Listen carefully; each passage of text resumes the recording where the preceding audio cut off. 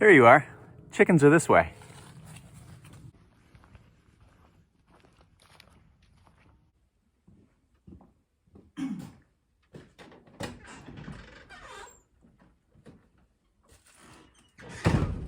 Hi, ladies.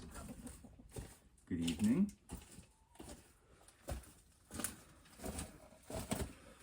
I'm here to trade you stinky leftovers for your beautiful eggs. Thank you so much. Have a good night.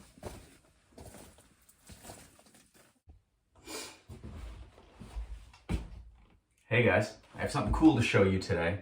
Something I made for Corey's family's Dirty Santa game. So I'm obsessed with lanterns and light sources. I have been since I was a kid, as long as I can remember. And I like to deep dive into different lantern technologies and lighting technologies. And this ends up with me making a lot of like hobby lights. So this is one that I just finished today. This lantern is actually just a metal candle lantern that was actually used at Corey and I's wedding. And so it's a really robust construction, metal with glass all the way around. However, on 3 of the sides, I replaced the glass with mirrors. And the mirrors actually face internal. So what I'm trying to do here is combine lantern technologies and try to find out which ones work the best. So I've got a bunch of things dreamed up in the future, and some of these are not original to me, but I want to make a coil jet lantern that uses heat against a thermoelectric generator to power an LED array. I want to use a spirit lamp burning into a mantle.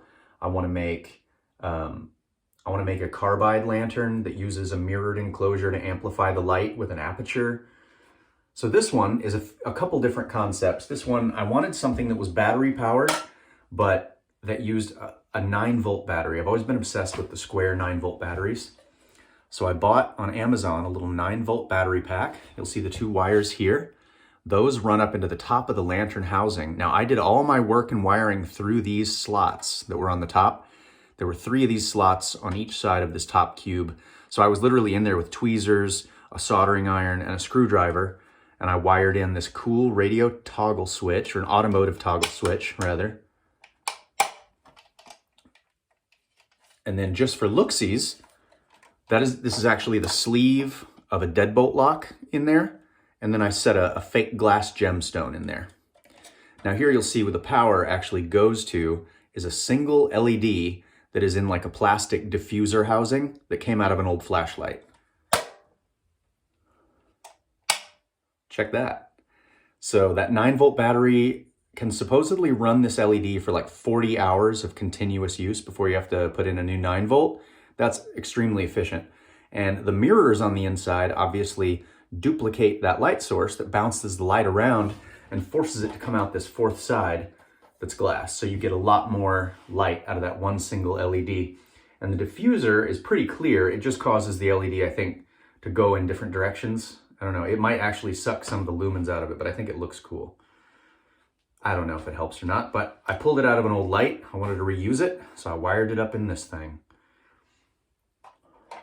And I wanted it to be one-hand operation, so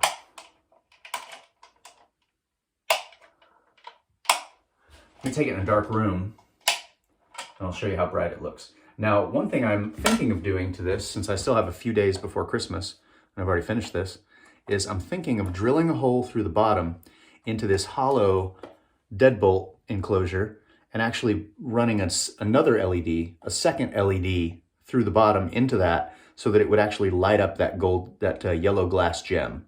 So then it would appear as a second light source. Either way, I'm proud of this thing. I'm going to use it a couple of times when I go put the chickens away at night before I have to give it away at Christmas. The Tinker's Lantern, one of many future light source projects that you'll see me work on.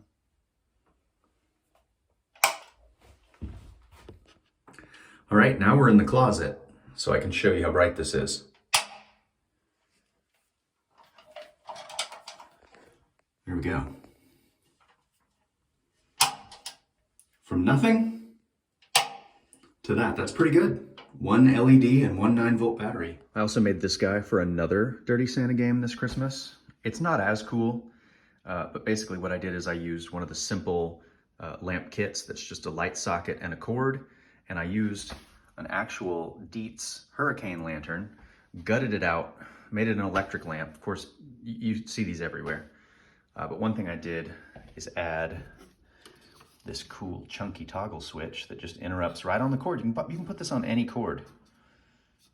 Look at that, and it glows with the passive charge. That's cool.